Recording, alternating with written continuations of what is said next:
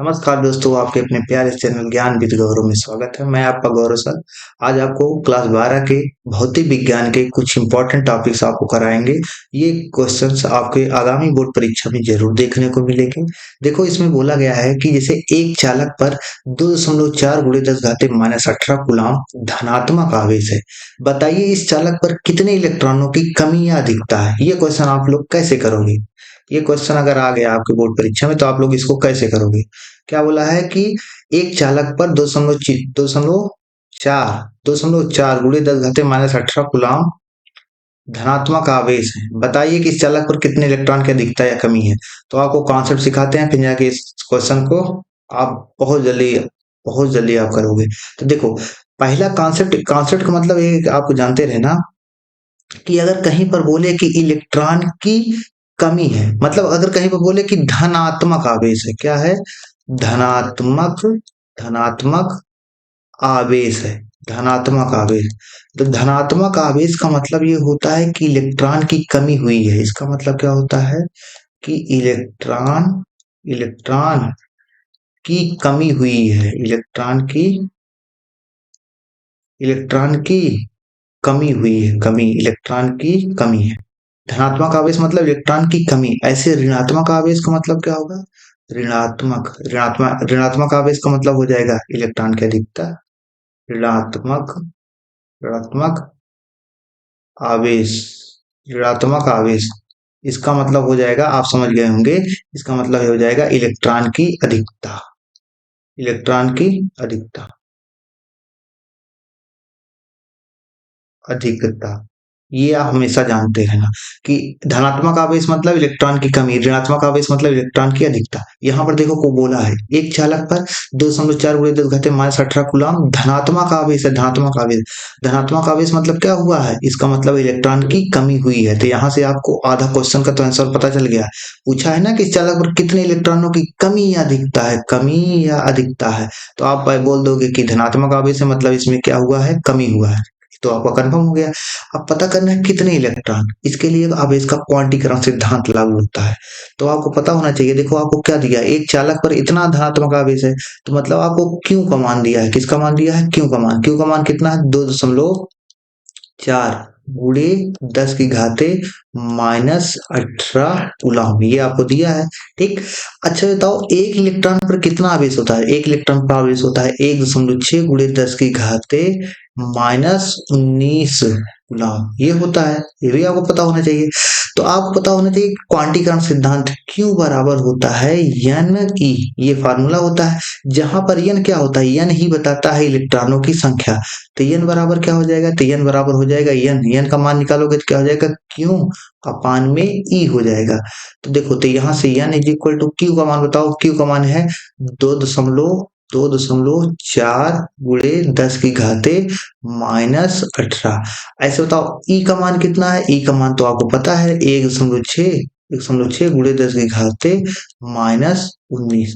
अब इसी को सॉल्व कर लेंगे, आपका आसानी से आंसर पता चल जाएगा। तो इसको कैसे आप लोग सॉल्व करोगे? तो देखो, n इज इक्वल टू दो, यहाँ पर दशमलव बाद एक अंक तो हट जाएगा तो 24 बटे हो जाएगा 16। और ये -19 ऊपर जाएगा तो क्या हो जाएगा? 10 घाते -18 पहले से था और ऊपर गया तो 10 घाते +19 हो जाएगा। माइनस ऊपर जो होता है पावर ऊपर जाता है तो प्लास्टिक में हो जाता है। अब इसको काटो, 8 दूनी 16, 8 3 24, तो क्या हो जाएगा? 3/2 गुणे 10 घाते, इसको थोड़ा सॉल्व करोगे क्या हो जाएगा? 19 में से 18 गए 1 हो जाएगा। इसको और थोड़ा सॉल्व करोगे तो 3 गुणे 10 क्या हो जाएगा? 30/2, मीन्स हो गया 15।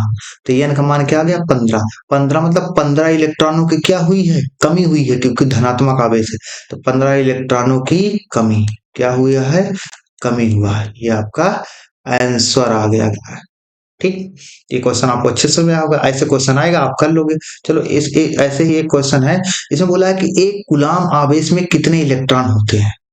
इसमें ना धनात्मक आवेश बोला है, ना इलेक्ट्रॉन, ना ऋणात्मक आवेश। डायरेक्ट यही केवल बोला है कि 1 कूलम आवेश में कितने इलेक्ट्रॉन होते हैं। तो आप बोलोगे कि क्यों का मान आपको दिया है, क्यों का मान कितना है, 1 कूलम, मतलब 1 कूलम क्यों का मान दिया है। कितने इलेक्ट्रॉन, मतलब इलेक्ट्रॉन यन की संख्या, यन का मान पूछ रहा है।